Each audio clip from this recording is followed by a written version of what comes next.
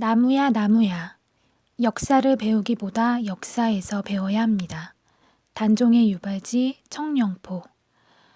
당신은 유적지를 돌아볼 때마다 사멸하는 것은 무엇이고 사람들의 심금에 남는 것은 무엇인가를 돌이켜보라고 하였습니다. 그리고 우리가 오늘 새로이 읽어야 할 것이 무엇인가를 고민하라고 하였습니다.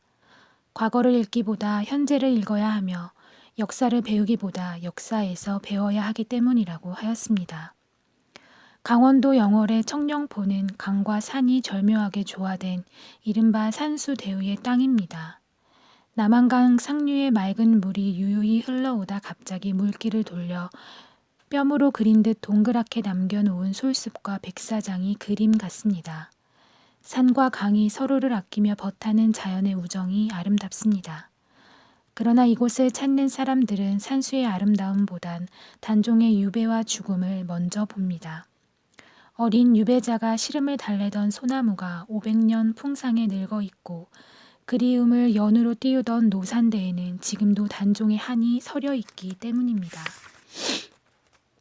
이곳을 단종의 유배지로 택한 이유는 물론 삼면이 강으로 에둘러 있고 나머지 한쪽은 험준한 절벽이어서 마치 외딴 섬처럼 완벽하게 고립된 땅이기도 하지만 그보다는 강물 속에 와류와 냉수대가 숨어있는 음기의 땅이었기 때문이라고 합니다.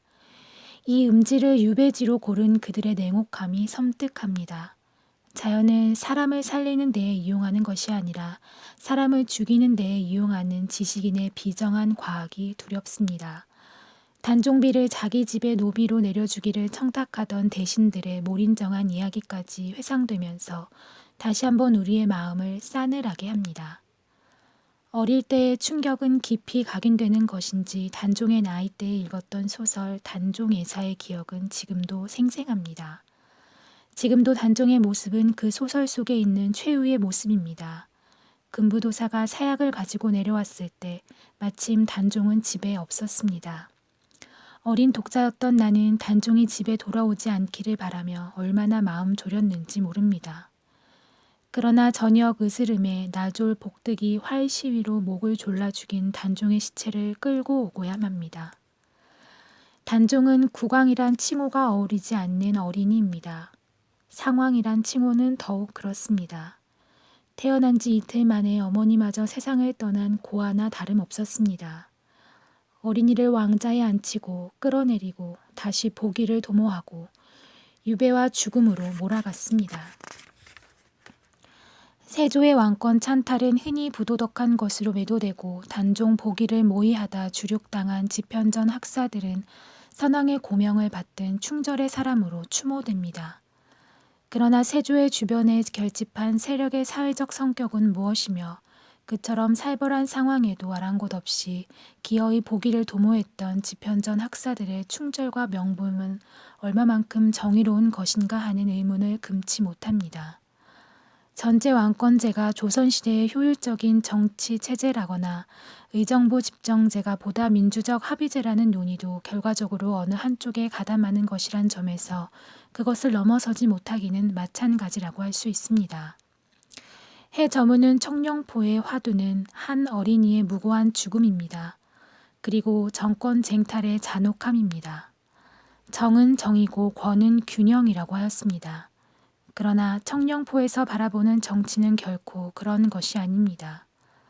정치는 정권을 바라고 정권은 재부의 경영과 세습을 향하여 나아간다는 믿고 싶지 않은 당신의 글을 다시 읽게 됩니다.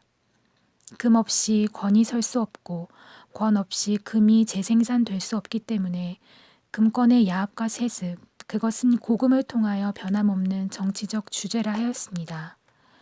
민생과 철학은 그것의 방편에 불과한 것인지도 모릅니다. 부의 형태가 토지에서 자본으로 변화된 오늘날에도 그 내용은 변함이 없다는 생각이 듭니다. 정권이 정치의 목표인 한 이념과 철학이 설 자리는 없습니다.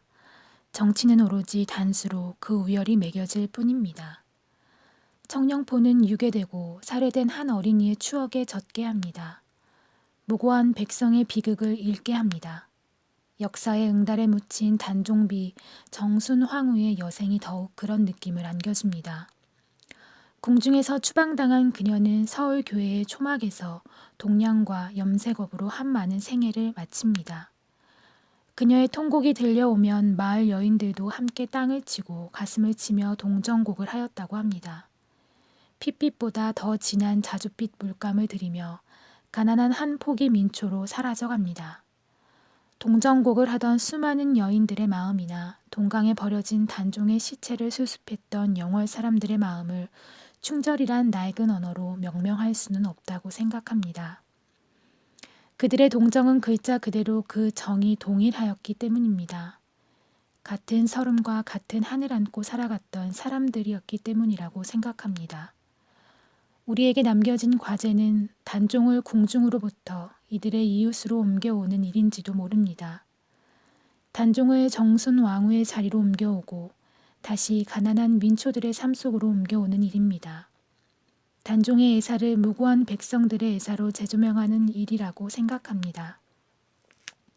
그것은 상투적인 역사적 포편을 통하여 지금도 재생산되고 있는 봉건적 잔재를 청산하는 길이며 구견거리로서의 정치를 청산하고 민중의 객석으로부터 무대로 나아가는 길이며 민과 정이 참된 벗이 되는 길이기 때문입니다.